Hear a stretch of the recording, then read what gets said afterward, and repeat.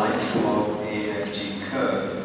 Before I do so though, I also want to say just how really wonderful it is for me to be back in Konkan and to see the people that I've worked with for so many years again, particularly, of course, Ajahn Parnell, who is really the reason that I got involved in Thai botany in the first place. So it's really nice to see you again. We're both nearing retirement. Both of us, as you will see from the talk that I'm going to give you, didn't always look as we do now. We looked a lot younger, like you at the back of the audience there. We had dark hair. We were not wrinkly. We were young, but we are now nearing to retirement. But hopefully that will not stop us from being involved in Thai botany. Now, when I decided to talk about Kerr, as Ambassador has said, I'm going to have to do so 3 times. Now, in order to try to make this a talk which doesn't bore the pants off the Ambassador nor anybody else, including my wife who is sitting here as well, I've varied the talk slightly from place to place. So I decided that as I've had a long-term commitment to and contact with Konkan University, I would show some images of the current work or the past work that Ajahn Parnell and others along with me have done. So I'm going to be talking about A.F.G. Kerr, and I want you to be clear that that is how you pronounce his name. It is not Kerr, as so many people in Thailand say. It is Kerr. Kerr. So I'm going to be talking about A.F.G. Kerr, but I'm also going to be showing you occasionally slides like this. Recognize him? A much younger and dark-haired Ajahn Parnell. I'd also like to start this talk by acknowledging the fact that much of the data that I present to you is not the data that I myself have collected by myself. It is data which has been lent to me and shared with me by members of the Thai Biogeography group, which includes all of these people. So I want to thank them for sharing their data with me. When I started to become interested in A.F.G. Kerr, I was hesitant to talk about it. I was hesitant to do so because I'm not the first person to have become interested in Kerr, and I hope not the last. There is already published in 1962 a paper by this gentleman,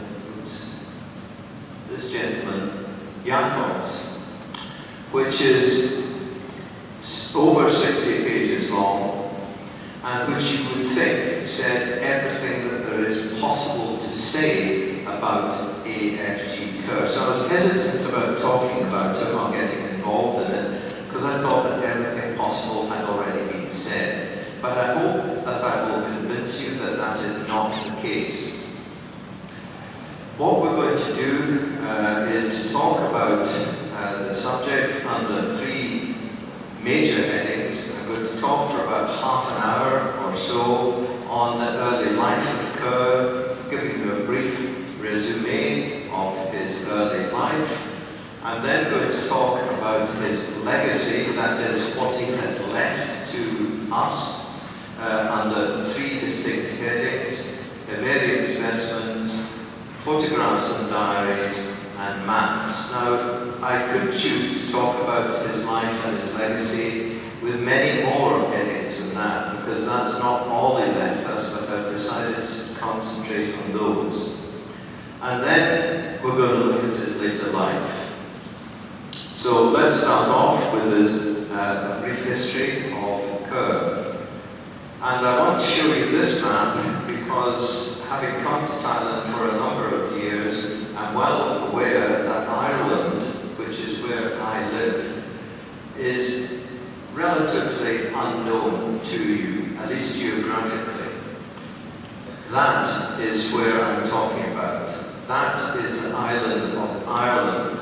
It is not to be confused confused, as is often the case, with this much smaller island up here, which is Iceland.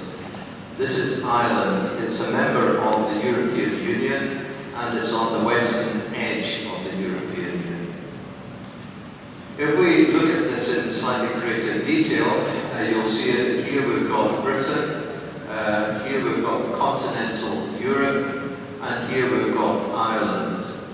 You'll see that Ireland has, at the moment, got a border running down here, which divides off the northern part of the country from the southern part of the country.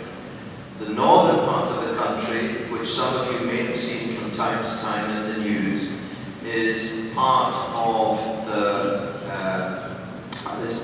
Britain, belongs to Britain. You may have seen it in the news because there was, from time to time, a degree of fighting up in the north, which has made the Thai news. I live, by contrast, in the southern part of Ireland, which is an independent country, has been independent for a long time now, and I live in Dublin. A.F.G. Kerr, however, was not born at a time when there was a border in Ireland. He was born at a time when the whole of the island of Ireland belonged to Britain.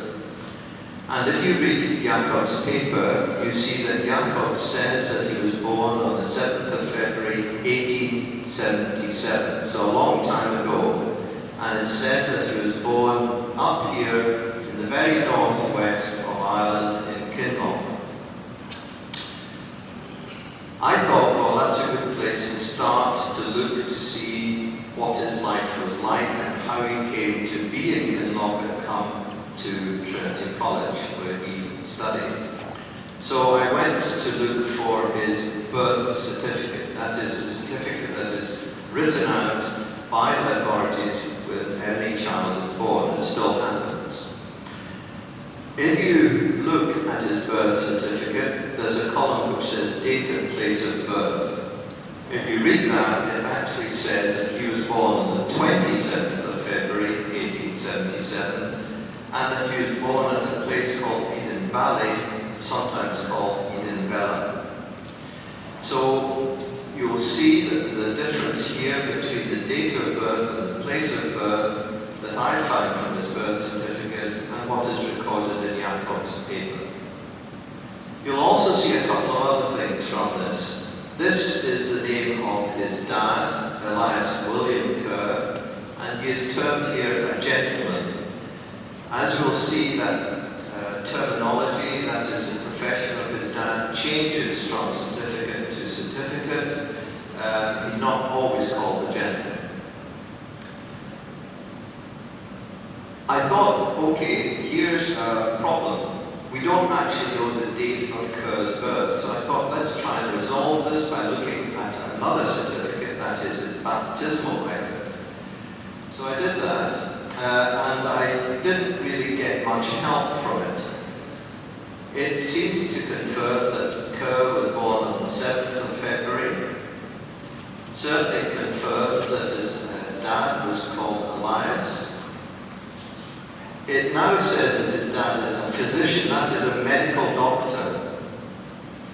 And it also says that they live in a place called Mullinalek. So we've now got further confusion as to where Kerr lived and what his dad did. I think his dad was in fact a doctor, a medical doctor, but that he did not always practice medicine. Sometimes he was unable to practice medicine and therefore was termed a gentleman. On other occasions he could. If we look then to try to resolve this in some way with a map, here is where we are told that Kerr was born. In close-up, here is Kinloch. That's where Jacob said he was born, on the 7th. His baptismal record says also the 7th, but up here. And his birth certificate puts him here on the 27th. So can we actually say for sure when Kerr was in fact born? can we fix on a date?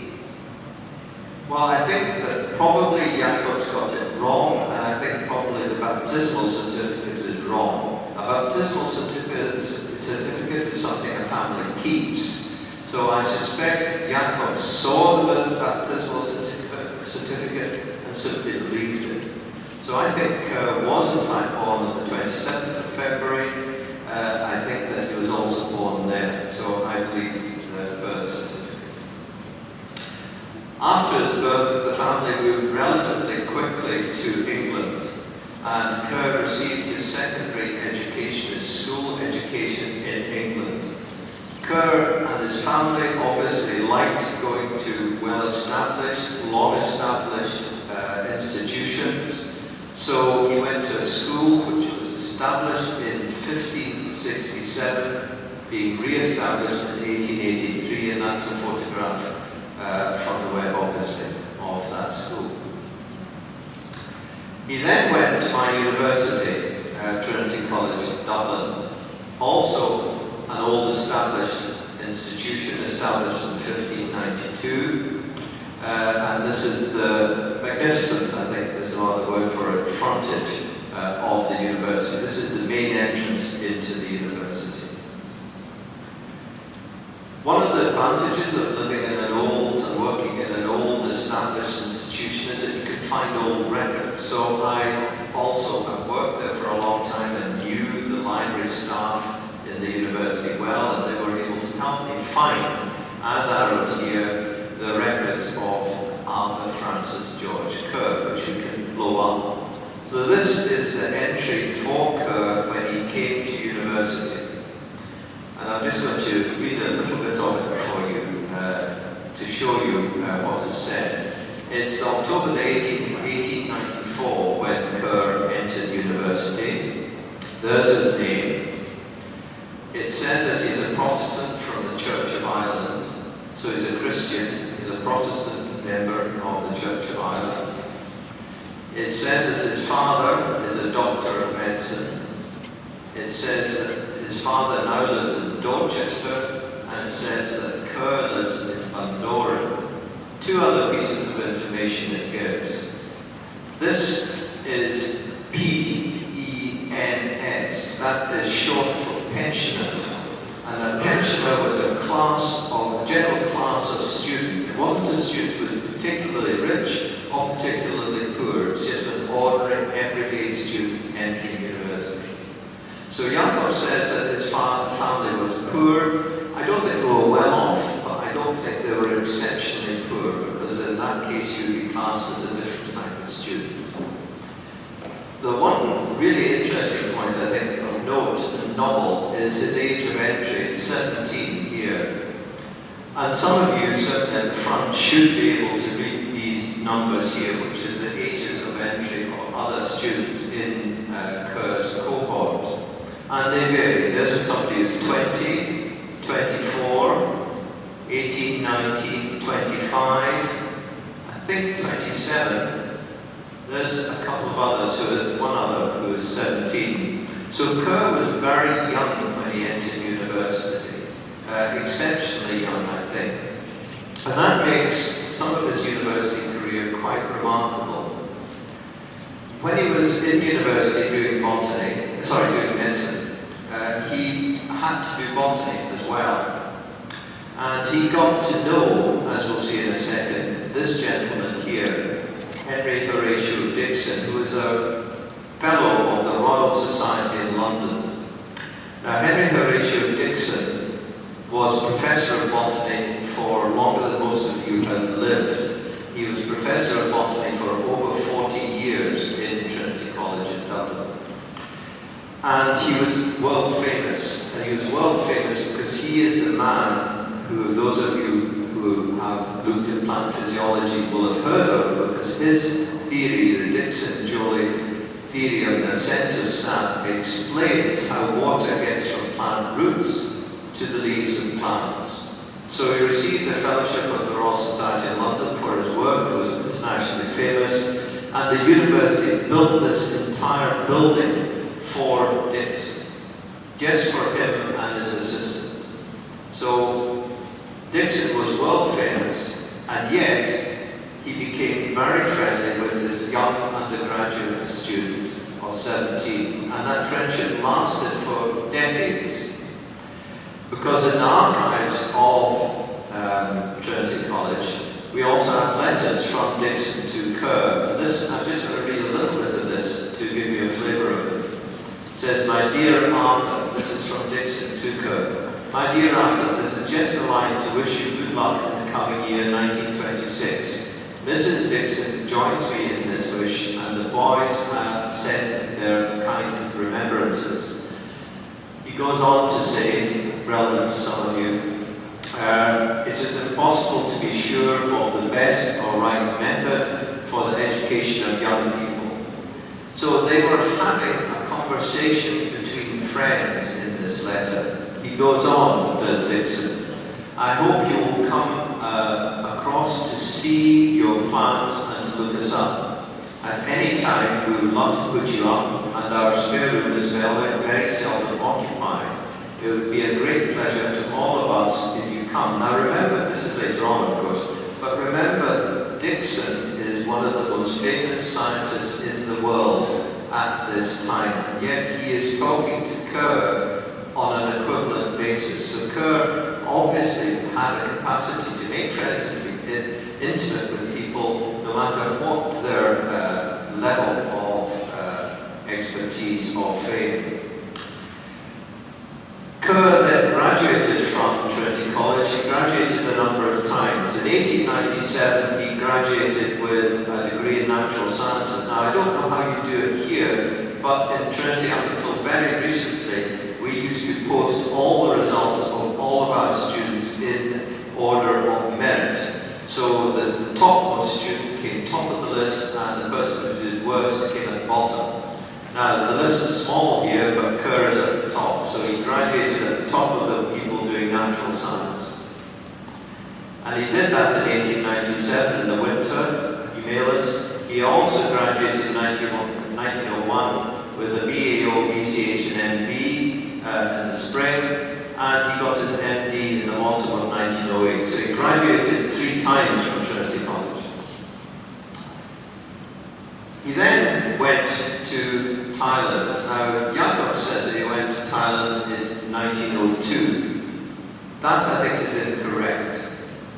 Because when I started to search the archives of Kerr, and they are largely based in 2 institutions, the Bangkok Herbarium in Bangkok, obviously, and the Royal Botanic Gardens in Kew. When I did that, I found this information here, this entry in one of his diaries, and I'm going to read it to you. And I'm going to do this for all of the Kerr material, because Kerr's writing is really difficult to read, even for somebody whose first language is English, and for those of you whose second language is English, it must be very hard indeed. So I'm going to read a little bit of this to you just now. This is an entry on the 6th of July 1901. So Kerr was obviously in Thailand before 1902. And it says, "Yesterday evening, Nai Chao was attacked by a drunken man with a sword at 6 p.m. The police were notified at midnight, and the patient was gone to the police hospital about 2:30 a.m. this morning. He then had the following injuries, and I'll read out one of these. The first injury was a cut about 6 inches long, horizontally across the middle of the front of the chest, severing the sternum, that is the breastbone. You should know that, you undergraduate students, you should all know what the sternum is. So the sternum was severed about the level of the manubrio-gladiolar junction. Air was bubbling in and out of the wound at every respiration, not frothed up with blood." Now, I won't read any more than that, but I'm reading that out to tell you that this was a severe injury. And Kerr was a good doctor, because he says at foot, started stitching him up at 2:30 a.m. So he was not somebody who just left the patient alone. He was somebody who cared for his patients. He also illustrated some of the wounds that he was able to treat as a doctor. This is a Sami gentleman of 32 who is a mill hand working for the Bombay Burma Trading Corporation, which was the corporation that exploited wood from the forests of Burma and Thailand. And his hand was injured at the mill. There's a cut that this guy had received in his hand. So Kerr was already starting to record details of the practice that he had as a medical doctor. His time in Thailand was, however, disrupted by the Great War between 1915 and 1919. When Kerr volunteered for service, he was unfit for it, in fact, and he was not able to serve for more than a few months in the military because of his health. But it does give you an indication of Kerr's patriotism. Kerr was very patriotic. He was a strong believer in the king and the country, that is, in Britain and its empire at that time, despite being Irish. When he came back to Thailand, he found that his job had gone. It had been given to a Siamese doctor. But he still had considerable connections in the royal family, which is of course important because the royal family headed most of all of the ministries and also were important in terms of getting a job. So one of his diary entries here is for the 1920 Friday, and this says Prince Bridger. Now I know that Prince Bridger, that's not his name, not his full name. I'm going to talk a little bit about that in a second. It says Prince Bridger and Williamson, Ray appointment as economic botanist, agreed to suggested salary, and that's TCS, which Ajahn Pranam has told me is a tikal. Tikal's 1,500 a month, rising to Tikal's 1,800. So that translates to, as the exchange rate was fixed, 125 to 150 pounds a month. That rose in time because the exchange rate changed in 1933 to 150 to 180 pounds. So that is a lot of money. So Kerr was extremely well paid as government botanist. And in fact his salary just before he retired went up even more, because he became Director General of Agriculture. So he agreed to the job and salary on the 16th of July 1920. He then reported to Prince Bridger Corn for a duty as government botanist, starting work on the 1st of September 1920. His contract didn't come through until the 7th of September when he signed an agreement with Prince Bridger in the forenoon.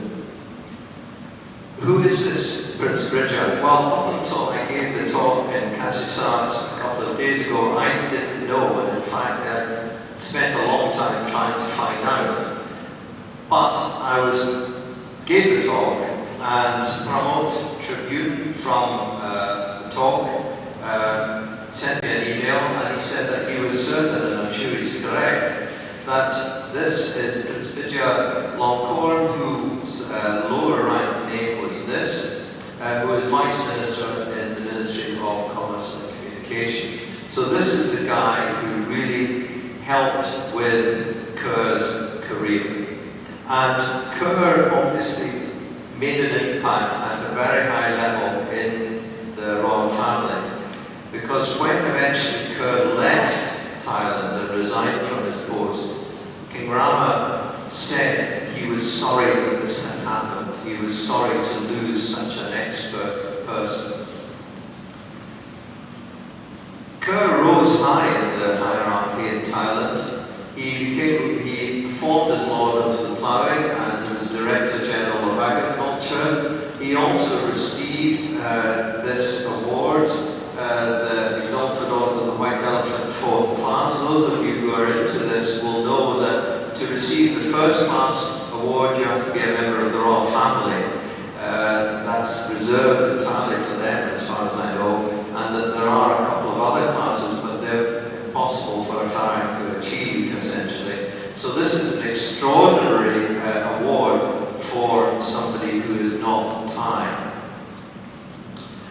I didn't believe the outfit when I first saw it, and I thought it must be an exaggeration. But of course it isn't, as those of you who have watched the ceremony live or on television will know. It's something I've never seen. I would love to see is the ploughing ceremony when the rice is scattered to hopefully ensure a good harvest. So what's Kerr's legacy? Let's look at that under 3 headings, as I said, starting with Bavarian specimens. Well, I'll say what the Bavarian specimen is in a second. Just to point out initially that Jakob says that there are 3 groups of Bavarian materials: mosses, orchids, and all other plants. He didn't understand or know that Kerr collected fungi.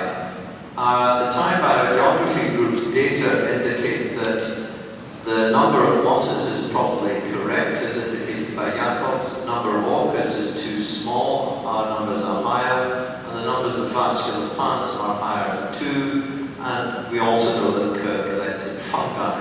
So he was not a collector, a man who went into the forest and collected only one sort of organism. He collected a whole range of different organisms.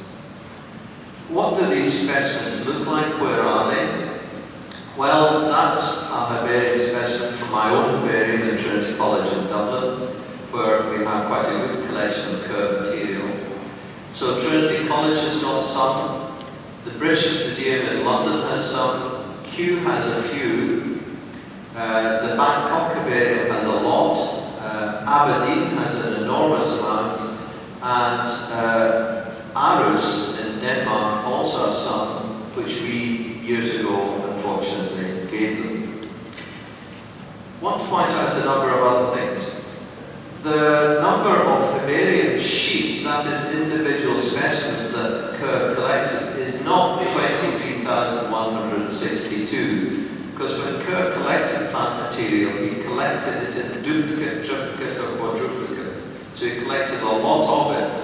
And I reckon there are about 90,000 herbarium specimens collected by Kerr scattered throughout these institutions.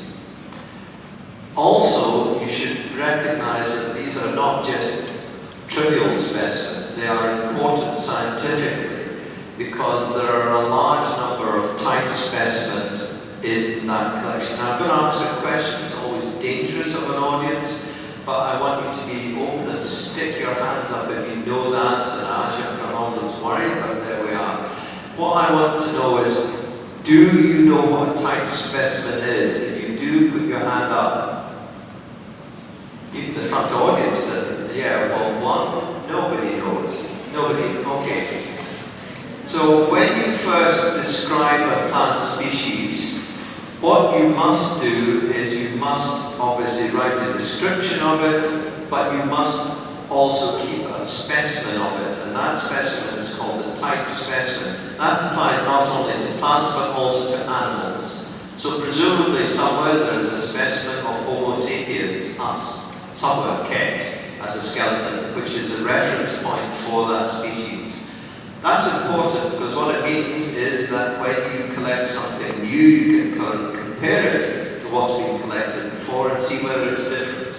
Either its DNA is different, its chemistry is different, or it looks different. If you didn't have the type, you couldn't do that. So, to have 1,600 types out of a total number of species collected of 22,000 is remarkable. He also encouraged other people to collect plant material. One of them was his younger brother here, didn't collect much, but a lot of plant material was collected by Kerr's friends. So Kerr made friends, kept them, and encouraged them to do good things in terms of plant research. Where did he go? Well, as the ambassador said, he didn't go everywhere. We'll see that in a second. These are data which we have managed to accumulate on Kerr's collections, and you can see that there are some areas, up here, Nans, for example, where he just did not collect. How did he do it? Well, in Kerr's archives, there are a lot of, as we'll see when I go into it in more detail, photographs. In his early expeditions, when he was still a practicing doctor, involved lots of people. He must have paid for it himself, I guess, out of his salary, and were certainly on foot. And this just shows the scale of some of his expeditions. His expeditions were rich in people, but also in terms of equipment. That is Kerr from one of his own slides in his tent in the forest. Now, that sort of thing still goes on. Recognize this?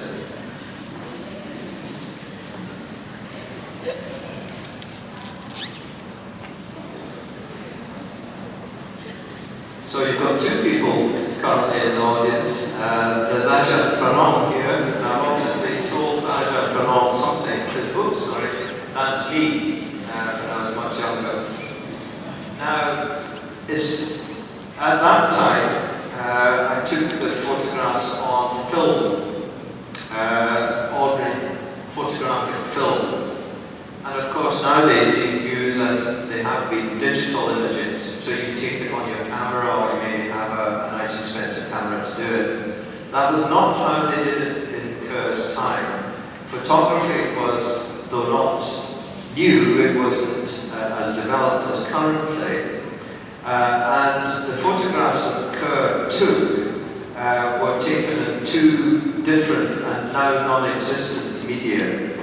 They were taken on cellulose nitrate film, which is explosive by itself. You leave it in a cabinet and it can self-ignite. And he also took images on these, and I'm going to pass these around on the back. Somebody can perhaps pass them around. These are glass slides. And Kerr took his images on those slides. They're heavy, they're awkward. Using them in the field is very difficult. So Kerr was taking images throughout his career, and he was doing so using materials which were bulky and heavy. Obviously, going everywhere on foot in Thailand is not easy, nor indeed possible. So Kerr used other means of transport to do so. He particularly used the rivers, and a number of, many of his collections are associated with river valleys or streams. So what we've done here is to take the dot map that we had achieved earlier and superimpose on it using GIS the river systems of Thailand. That's the sort of boat that he used to navigate the river systems of Thailand, kind of like a sampan.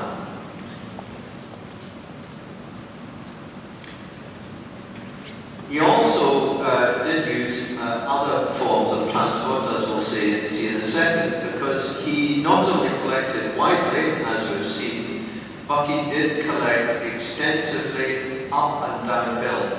So hills were not an impediment to Kerr.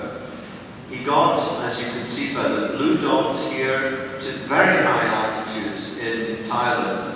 He also went down to the coast, presumably he liked islands, he went down to the coast, but he travelled widely. Now to do that, he probably used elephants.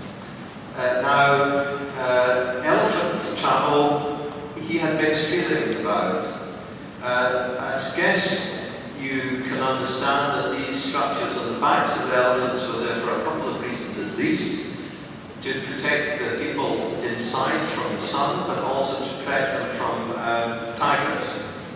So Kerr had mixed feelings about using these because he was never, despite his high salary, always conscious of cost. Quite a lot of his diaries have costs of various things in them.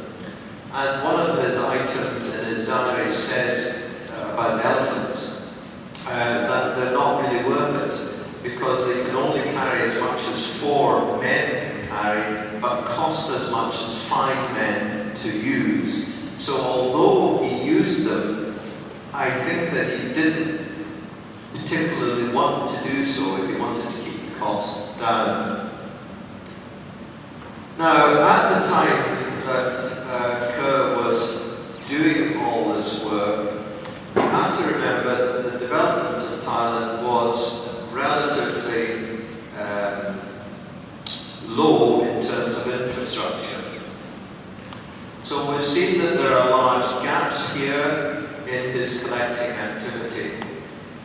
Why were those large gaps there? Well, yes, Kerr did use other means of transport, but you've got to remember that the transport at that time was only in its infancy in terms of connecting the structures, the cities of Thailand together. The railway to Chiang Mai only reached Chiang Mai, I think, in 1922. Before that, it was the railway line from Bangkok reached Sanalo in, I think, 1908, Lamphai in 1916, and then Chiang Mai in 1922. So Kerr could not use the railways extensively to travel, and when he did risk this sort of unfortunate incident here, which again he must have experienced. Why? So he couldn't use the trains because they weren't there. When they were there, he did use them, but they were perhaps not as reliable as he might hope. But they did make a difference because the journey from Bangkok to Chiang Mai without the train used to take over 40 days. 40 days. When the train was there, it took about 20 hours, something like that. So the transit from Bangkok to Chiang Mai fell dramatically when eventually the train was installed. But why not use roads? Well, he did use cars, but there was no public money spent, I am told, on road development in Thailand until 1932 outside of Bangkok. So no public money spent, and therefore the cars that he used, which are almost out of a film set, had to travel through really quite rough countryside. And he didn't use them, I think, that much. Now, actually, not that much has changed. Just sort of intersperse this with a slide. Now, that's me again, Ajahn Parnell, Mr. Rubon. This is on our first trip, and I'm standing in one of the ruts which we managed to drag our car up through. Do you remember that? Yeah, I thought you would. And here we are in another rutty place. So we still need to go to places which are rough to get to, where it's not easy to get to. Kerr collected, as we've seen already, widely, but he did concentrate on some areas. This map shows that. The brown area here, Chiang Mai, is the area in which he collected most specimens. The white areas are where he collected no specimens at all, and the lilac colours indicate not many. Green, reasonable number.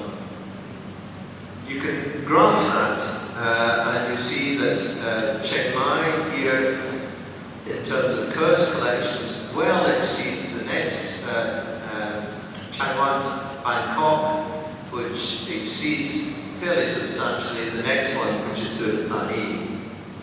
Now the pattern has changed now, but nevertheless, Chiang Mai is still the most collected Chiang Wat in Thailand in terms of its plant collections. The second and third have changed.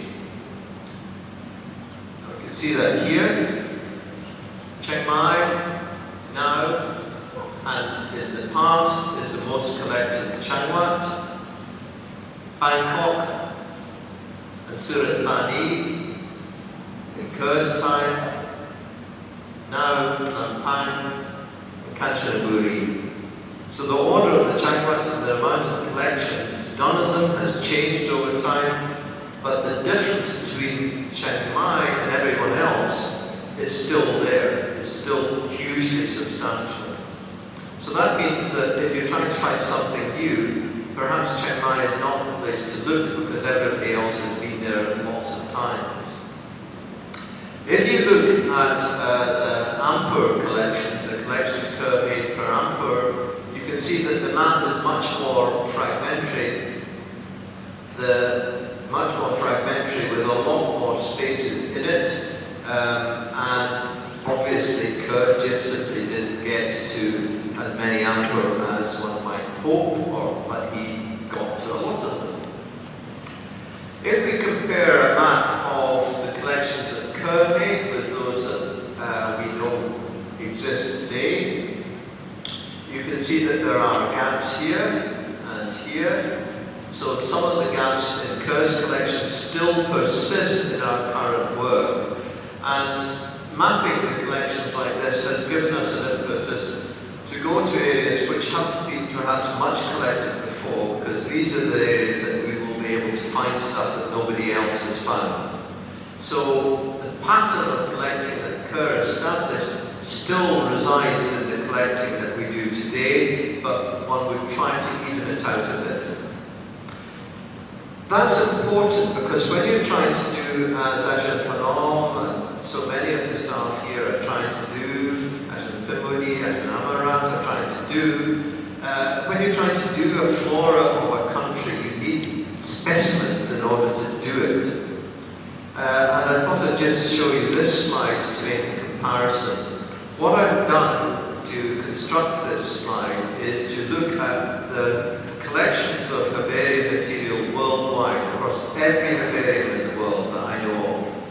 And I've said, okay, well, how many specimens from Britain, from the United Kingdom, from Ireland, and from Thailand do they have? And then I've divided those specimens by the area. So this gives you an index of how many specimens are collected from that country per square kilometre. So the higher the bar, the more specimens are collected from a square kilometre. So if you looked at this is for the United Kingdom, which is one of the most well-studied countries in the world. You can see that if you stand in a particular square kilometre in the United Kingdom, you will find that there have been something like 17 specimens of plants collected from that square kilometre. In Ireland, slightly under 5 specimens, just between 4 and 5 specimens collected per square kilometre. So Ireland is not as well collected as UK. In Thailand, it's less than 1 specimen per square kilometre. So that means that Thailand is very under-collected. So we need to get much more plant material from the wild into our collections in order to really understand the biogeography and content of the flora of Thailand. Thailand is very under-collected. So we've said a bit about its herbarium specimens. Let's go on to talk a bit more, because I'll be using his diaries and photographs extensively, about his photographs and diaries. There are, as you can see, a lot of them, that is both diaries and photographs. There are at least 24 large diaries and 4 smaller ones, and Kerr kept these when he was in the field. He also took photographs in the field, as I said before. There are 3,000 photographs and negatives on glass, like the ones that are going somewhere around the audience here, and nitrocellulose, that explosive film stock. There are also at least 4,200 black and white prints. So Kerr, I think that's remarkable. I don't know, and I'm going to ask another question. Hopefully with some more response positively from the audience this time. How many of you have done a field trip outside of the university, gone into the field? If you have, put your hand up. Absolutely nobody. I just can't believe that. Is that true? That's not true. No?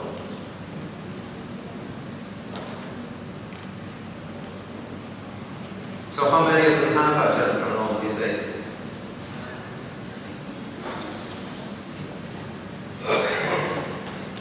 Not sure. If you're in the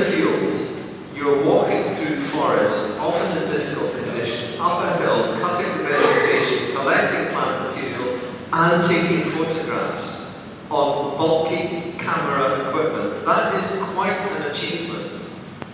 And his photographs don't only cover, he was obviously an interested photographer of plants, they also cover people and folklore. There's a very nice few slides I'm going to, I think, show you just now. This is the Gulf of Thailand. This is the introduction Iconia crassipes, not blocking but certainly impeding travel in the Gulf of Thailand at that time. This is quite a nice street scene from Bangkok at that time. I think it's a very nicely composed photograph showing just general street life. But he wasn't only interested in that, he wasn't just taking holiday snaps, he was also interested in other things. There are quite a lot of photographs of various ethnic groups within Thailand. This is quite a nice one to see here, at least, this couple. But they're also accompanied in his diaries by notes, some of which are very clearly attributable to the photograph, others of which are not. This says, charm on back. Some of the men have a piece of red cloth in the shape, in the rough figure of a man stitched on the back.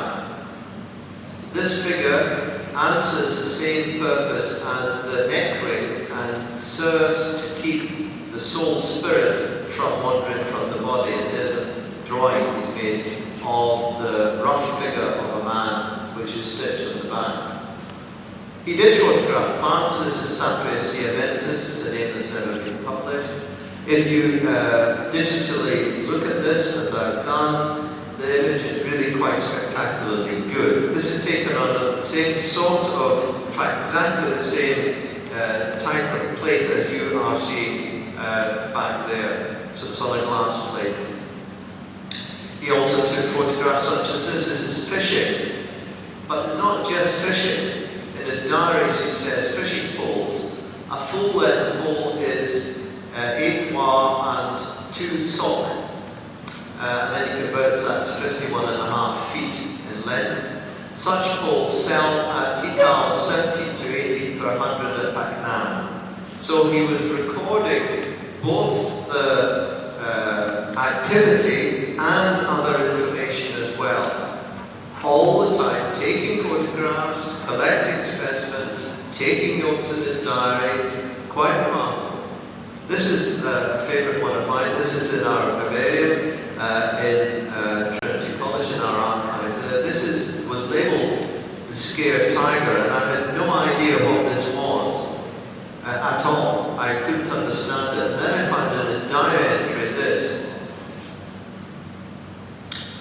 Down to the sea, we put up tiger scare, which simply consists of tripod formed of 3 poles, from the top of which is suspended by a rope another pole which swings loosely in the tripod. Tigers, when they see this, are frightened. Believe that? He doesn't. Question mark. Think it a man with a gun. So that's how a tiger scare worked. Other entries in his diary I think are interesting. In fact, somebody after my talk in Kazakhstan was really taken aback by this information, because it seems as if Kerr was the first person ever interested in ethnobotany of Thailand.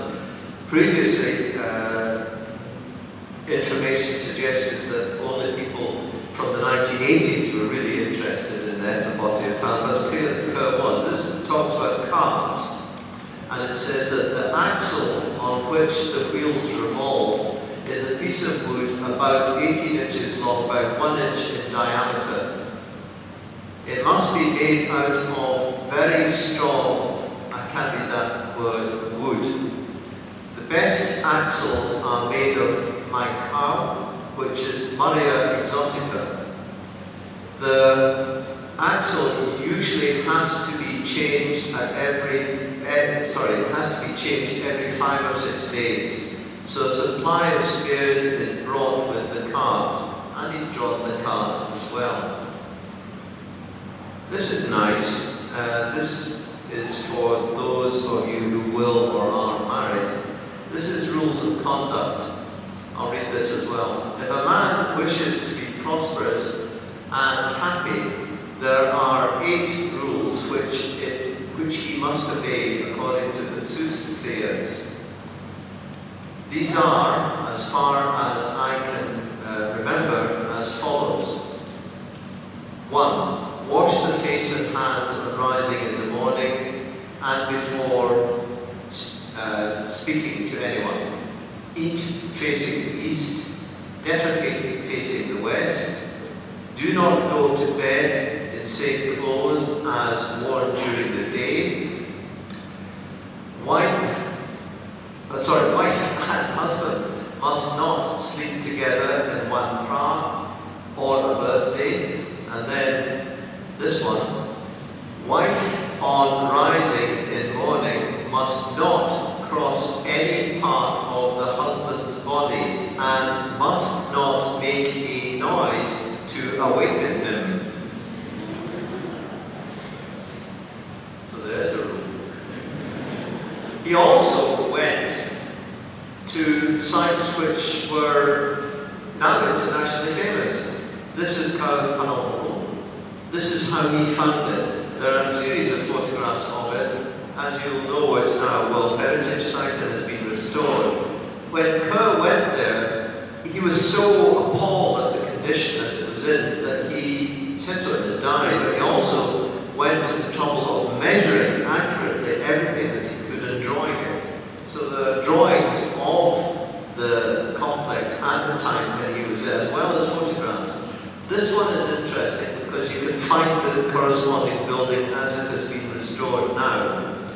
And you can see that Kerr's photograph reveals details of the structure which just have disappeared. So I think that Kerr's archive could allow archaeologists to perhaps more sensibly, more creatively reconstruct structures such as this based on evidence that clearly exists.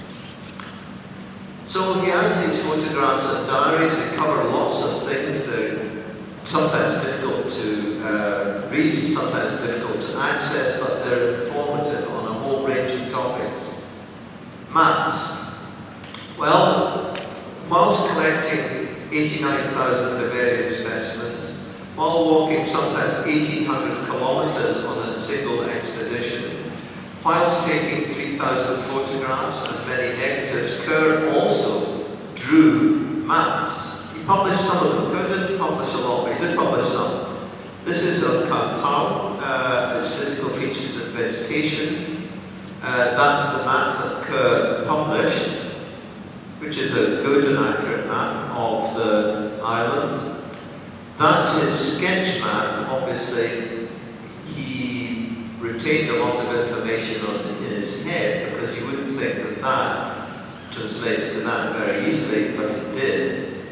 So he did these maps. They're sometimes pretty accurate. In fact, they're always pretty accurate. We have overlaid his map here in white and black with his collecting localities in yellow and the GIS rivers in blue. So we've taken 3 distinct sources of information. And you find that his map is so accurate that you can see that he collected along the railway lines and essentially on the rivers by and large off the railway lines. So his maps were amazingly accurate for that time, and therefore he was collecting various specimens, taking photographs and recording information for maps. How did he do that? This is one of his diary entries. He says, south by west, ascending a hill into Trinity jungle. At 7:15, we struck a large path running southeast, which we followed. At 7:25, 10 minutes later, our direction south by east. At 7:35, 10 minutes later, crossed a small stream running west. At 7:53, our direction turned round a small ravine, then southward again by 8 p.m. So he recorded almost every 10 minutes what direction he was going in, whilst collecting thousands of plants, whilst taking hundreds of photographs. He came to Konkan. This is his map of Konkan. I thought you'd be interested to see this. 8:10 a.m. on 15th of March 1932, left Konkan at north end of town, turns to left. So what was there in Konkan at that time? Well, that's the road to Udon, Uwan. That's a school.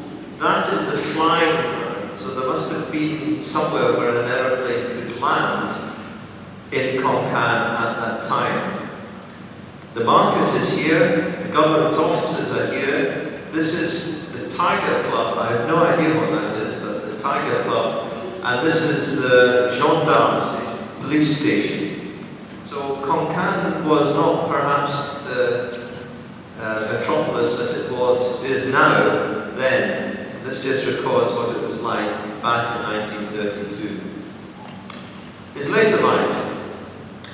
Well, he left Thailand in 1932, just before the constitutional change occurred in the country, and he spent all the rest of his life, more or less, in Britain or Ireland. He worked extensively in the Royal Botanic Gardens in Kew, and that's him in the Royal Botanic Gardens in Kew. This is him in our Botanic Gardens at Trinity College in Dublin. So I think he came across occasionally to Dublin. How do we remember him? Well, there are 143 species named after him, some of which you'll have heard of or seen on the poster outside. There's A.F.G. which is a really quite nice member of the Papilionoideae. There's this, and that's me again, and we named Rhodamnia kerrii, which occurs at Purua after A.F.G. Kerr. He eventually ended up in Cerne Abbas, which is down in the south of England in the county of Dorset. His death certificate, which is here, shows that he died on the 22nd of January 1942 at Hayes. He died of myocardial degeneration. That's a problem with your heart. Your heart essentially is weak, it's given up. He had chronic bronchitis and he had asthma. So obviously he had a number of health problems which terminated his life. Now, Cerne Abbas is well known principally for this. I searched for ages for a photograph that I could show you of Cerne Abbas, because Cerne Abbas is best known for this gigantic figure of a naked man. I put a loincloth on for reasons of propriety. If you want to know what those reasons are, just Google Cerne Abbas giant and you'll find out. But basically, this is why Cerne Abbas is well known. This is a huge structure. Those are people standing in the clubhead of that giant, which is a prehistoric, a very early structure. So if you mention Cerne Abbas to anybody in England, they'll probably know about this. They won't know, however, about the churchyard. They won't know, however, about the graveyard. They won't know, however, about the graveyard of the Kerr family, nor indeed the grave of Arthur Francis George Kerr. This is his gravestone. And it ends here with the epitaph, which I think is really lovely. Botanist in Thailand. It's a really nice way to commemorate anybody. And Kerr is a man worth commemorating. Just to point out that Jacobs thinks that he died on the 21st of January, but he didn't. He died on the 22nd of January, a small typographic error. So that's pretty much it. The collections go on, and yeah, the collections go on, and I hope will continue to go on for ages. So thank you very much.